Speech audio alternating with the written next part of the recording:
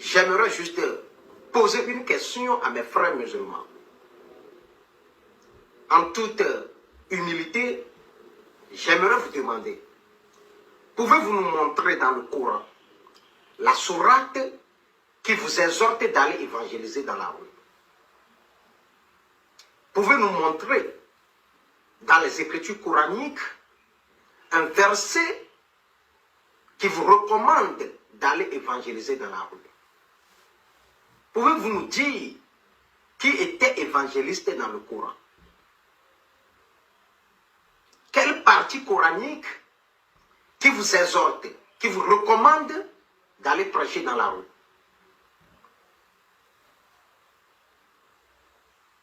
Parce que selon moi, vous voulez tellement imiter les chrétiens à tel point que vous vous agissez contrairement aux Écritures coraniques. Vous voulez tellement prouver au monde entier que votre religion est la meilleure à tel point que vous vous agissez contre le Coran. Quelle sourate qui exhorte les musulmans à aller prêcher dans la rue? Parce que dans la Bible, la recommandation du Seigneur à ses disciples a été claire. Allez par tout le monde, prêchant la bonne nouvelle. Celui qui croira et qui sera baptisé sera sauvé. Et tout bon serviteur de Dieu a le devoir sacré de marcher sur les recommandations du Seigneur. Tout bon serviteur de Dieu a le devoir sacré d'annoncer la bonne nouvelle et faire des convertis. Mais j'aimerais demander aux musulmans qui était évangéliste dans le Coran. Quel verset coranique qui recommande, qui exhorte les musulmans à prêcher dans la rue? Auparavant, quel musulman qui prêchait dans la rue?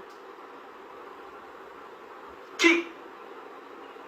Il va falloir que le missionnaire Gédéon de la Tétouva n'apparaisse sur la scène sacerdotale. Il va falloir que le missionnaire Gédéon de la Tétouva démontre la divinité suprême de Jésus-Christ pour que vous, les musulmans, vous vous éveillez. Vous vous rendiez compte que vous devez évangéliser dans la rue. Lorsque Gédéon n'était pas sur la scène sacerdotale, lorsque Gédéon n'avait pas encore commencé son ministère, quel musulman qui prêchait dans la rue? C'est la question que je me pose toujours. Quelle sourate qui recommande aux musulmans de prêcher dans la rue? Je ne veux pas que vous vous lanciez dans un fanatisme religieux. J'aimerais que vous me donniez la sourate qui vous exhorte de prêcher dans la rue. J'aimerais que vous me montriez dans le Coran qui était évangéliste. Parce que quand je jette un coup d'œil dans les pays arabes, je ne vois pas de telles choses. C'est seulement en Côte d'Ivoire où on voit les musulmans dans les rues en évangélisant. On ne sait pas de quel évangile ils prônent. Je ne sais pas si c'est l'évangile de prophète Mohammed, je ne sais pas si c'est l'évangile d'Allah, je ne sais pas quel évangile ils prônent. Pouvez-vous nous montrer dans le Coran la sourate qui vous exhorte d'évangéliser dans la rue? C'est ma question. Que Dieu vous bénisse, que Dieu protège toute votre famille, sans oublier mon cher pays, le Togo.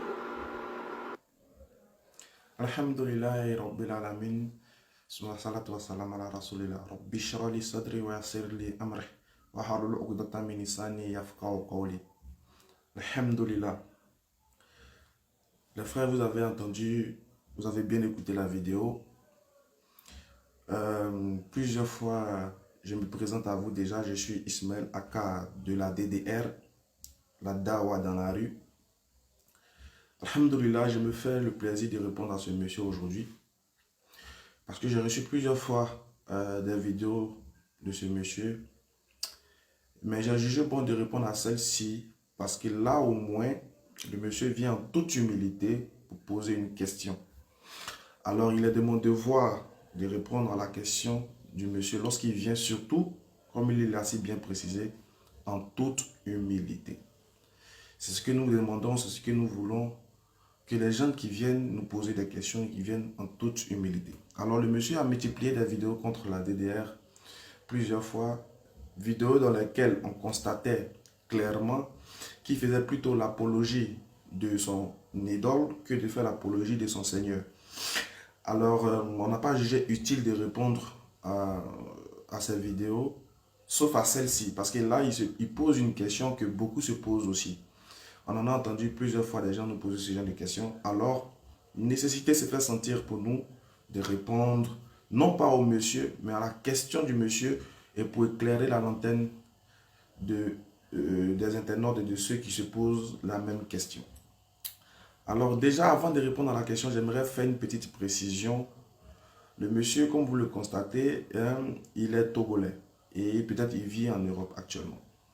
Alors, je comprends qu'il se prononce sur des sujets qu'il ne maîtrise pas, surtout quand ces sujets-là sont des sujets qui concernent la Côte d'Ivoire précisément. Je comprends parce que il n'est pas en Côte d'Ivoire. Donc c'est normal qu'il puisse tenir des allégations pareilles. Quand il dit que avant son idole Gédéon, personne ne prêchait dans les rues, franchement, ça prouve que monsieur, vous n'êtes pas en Côte d'Ivoire. Vous n'êtes pas ivoirien, vous ne savez pas ce qui se passe en Côte d'Ivoire. Avant Gédéon, les musulmans prêchaient dans les rues. Sauf que comme il n'y avait pas Facebook, il n'y avait pas les médias, donc ces gens-là n'ont pas été connus. Nous, on a rencontré des gens qui ont fait des prêches avant, quand ils te donnent les dates, ils te donnent des dates et tu es choqué. De 1970, 80, 90, 2002, 2003, 2000, 2000, les gens te citent les années. Il y a des gens qui ont fait ce chemin-là, ces prêches dans les rues-là. Ça fait des siècles et des années plutôt. Donc, nous, on a rencontré des dévanciers, des doyens, des imams qui faisaient ça bien avant que nous ne soyons là. Donc, bien avant que Gédéon même ne vienne au monde, les gens prêchaient l'islam dans les rues. Alors, ce n'est pas ton idole Gédéon qui est l'investigateur des prêches dans les rues. Non. Peut-être que tu l'as connu, tu viens de le connaître. Sinon, en Côte d'Ivoire, non seulement il n'est pas une référence, et en Côte d'Ivoire, il n'est pas celui-là même qui a donné motivation aux musulmans de prêcher. Déjà, il faut comprendre que je tenais juste à éclaircir ta lanterne sur ce sujet-là. Sache que il n'est pas le premier. Il n'est pas et il ne sera pas le dernier non plus. Voilà. Et du côté des musulmans, nous ne sommes pas les premiers, la DDR, et nous ne serons pas les derniers non plus. Avant nous, des gens l'ont fait. Donc ça, c'était juste une parenthèse pour te préciser que ce n'est pas lui qui est le prédicateur attitré de la Côte d'Ivoire. Peut-être que c'est lui qui fait beaucoup de bruit. C'est lui qui crie beaucoup. Et donc, comme tu l'as connu aujourd'hui, comme aujourd'hui il y a Facebook, il y a tous ces médias-là qui relaient ce qui se passe sur le terrain. Voilà pourquoi tu penses qu'il est le premier et peut-être même le seul. Alors, je vais revenir maintenant à ta question, à proprement dit. Tu poses la question de savoir, tu dis tu veux savoir, tu veux avoir un verset dans le Coran qui ordonne aux musulmans d'évangéliser. Déjà, ce verset, il n'existe pas. Il n'existe pas parce que le musulman, il n'évangélise pas. D'abord, il faut savoir c'est quoi évangéliser. Je vais vous enseigner, vu que vous ne connaissez pas déjà le mot évangéliser. Évangéliser, dans le mot évangéliser, il y a le mot évangile. On entend déjà évangile. C'est prôner l'évangile, c'est prêcher l'évangile, annoncer l'évangile. C'est ça qui est évangéliser. Donc le musulman, il n'évangélise pas. Le musulman, lui, fait la dawa, c'est-à-dire il prêche la prédication dans les rues. Ou tu peux dire l'islamisation, comme les autres certains le disent. Mais le musulman, il ne fait pas, il n'évangélise pas. Voilà. Pour évangéliser, il faut être un évangéliste. Il faut avoir reçu l'évangile pour la transmettre. Ou pour le transmettre, voilà, vous pouvez chacun peut se faire sa petite idée, vu que maintenant il y a des Molières, il y a des professeurs de français sur la toile. Donc chacun, l'évangile, c'est-à-dire que le fait de transmettre l'évangile, le fait d'évangéliser, c'est-à-dire évangéliser, c'est transmettre l'évangile, c'est annoncer l'évangile qui est la bonne nouvelle. Le musulman, il ne fait pas ça. Le musulman, lui fait la dawa. Et dans la dawa, la dawa regroupe tout ceci. Annoncer la Torah, annoncer la bonne nouvelle de la Torah, de l'évangile et de ce qui prévaut sur ces deux livres, ces deux révélations que je viens de citer, qui est le Coran. Surtout, le musulman appelle les gens à l'islam par le Coran. C'est ce que nous faisons. Alors, comme tu as voulu un verset dans le Coran, moi je vais te donner 3. Il y en a plusieurs, mais j'ai choisi spécialement pour toi 3 simples versets du Coran où tu pourras, qui pourront t'aider à comprendre pourquoi est-ce que tu vois les musulmans prêcher, pourquoi un musulman doit prêcher dans les rues. Et sache que la DDR, ce que la DDR fait, c'est, on va dire, c'est pas quelque chose, ce n'est pas une innovation en tant que telle.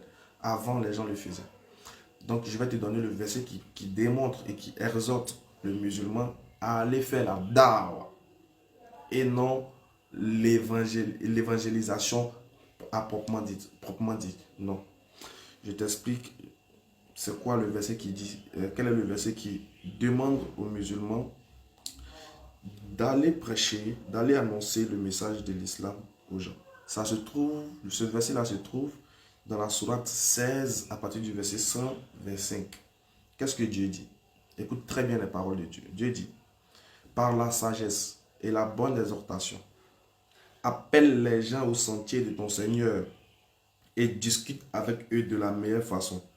Car c'est ton Seigneur qui connaît le mieux celui qui s'égare de son sentier, et c'est lui qui connaît le mieux ceux qui sont bien guidés.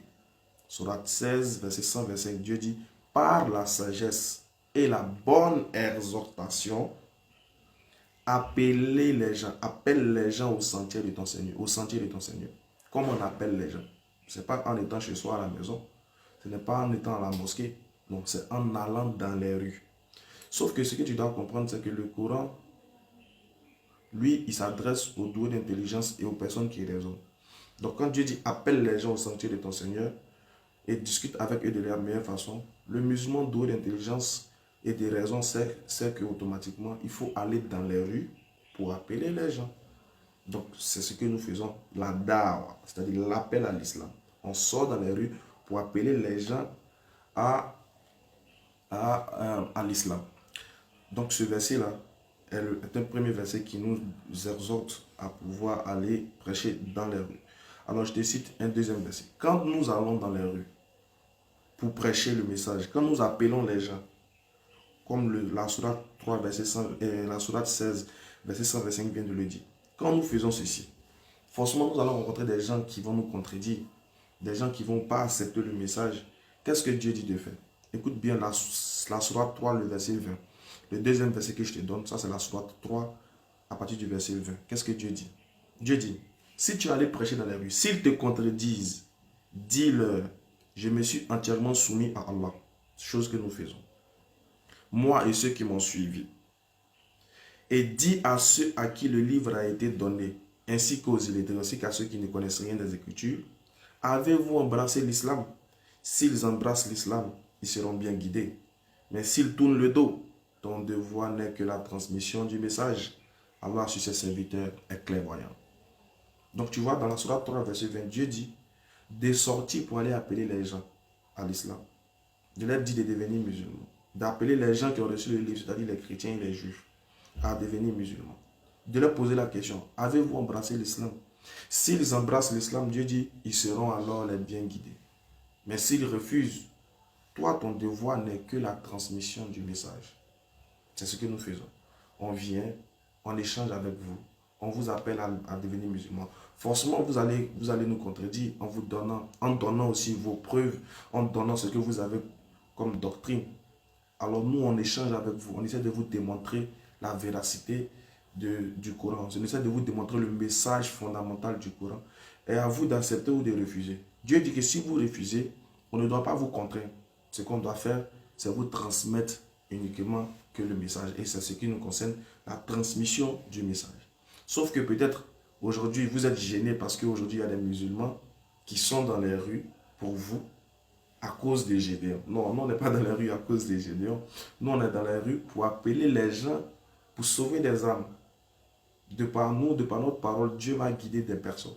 Donc voilà pourquoi les gens, quand ils nous écoutent, de par la véracité, par la démonstration claire et limpide de ce que nous avons, de la maigre, on va dire, des écritures que nous avons, de la démonstration des écritures, de la démonstration des versets coraniques comme bibliques ou etc. Les gens arrivent et comprennent et ils décident de, comment on appelle ça, de se convertir à l'islam. Peut-être c'est ce qui vous dérange, mais bon, je comprends.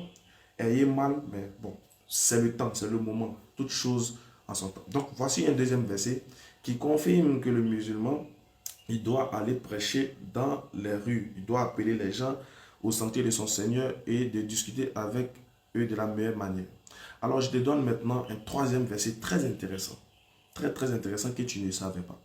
Et tu verras qu'est-ce que le verset nous dit. Ça se trouve dans la sourate 34, verset 28. Qu'est-ce que Dieu dit? Dieu dit ceci, concernant le prophète Mohammed alayhi salatu wa sallam. Nous ne t'avons envoyé qu'un annonciateur et avertisseur pour toute l'humanité. Mais la plupart des gens ne le savent pas. Comment, tu vois, Dieu dit que la plupart des gens ne savent pas que le prophète Mohammed alayhi salatu wa sallam est envoyé à l'humanité tout entière. Comment ils arriveront à savoir s'il n'y a pas des ouvriers musulmans sur le terrain capables de leur faire voir cette vérité-là? Donc voilà pourquoi, vu que la plupart des gens ne savent pas que le prophète Mohammed est envoyé pour les faire sortir des ténèbres à la lumière, alors il est important pour nous de sortir pour leur transmettre le message. Voilà pourquoi le prophète, dès son vivant même, il va amener on va dire, ses compagnons un peu partout dans le monde pour qu'ils transmettent le message de l'unicité de Dieu et de les amener à embrasser l'islam avant que la mort ne frappe à eux. Et ne s'offre à eux plutôt. Donc tu comprends que automatiquement, on a quitus de sortir dans les rues pour prêcher. C'est légitime de notre part de sortir dans les rues pour prêcher. Nous, on ne fait pas l'évangélisation, on fait la da'wah. Il y a nuance et il y a grande différence. Alors, tu as voulu un verset du Coran, je t'en donne 3, où Dieu demande aux gens, Dieu nous demande, nous musulmans, de sortir pour appeler les gens. Pourquoi Dieu nous dit ça? Là, je te donne maintenant un cadeau. Ça, c'est un guassou maintenant. Pourquoi il est important pour nous de sortir, pour que tu écoutes la parole et que tu ne meurs pas sans avoir entendu l'islam? Parce que Dieu dit dans la sourate 15, à son verset 9, Dieu dit ceci. D'abord, non, pardon, à son verset 2, Dieu dit, et au jour de la résurrection, au jour dernier, les mécréants vont regretter, voudraient être musulmans. C'est-à-dire, Dieu dit de te dire, de t'informer, de devenir musulman avant que la mort ne vienne.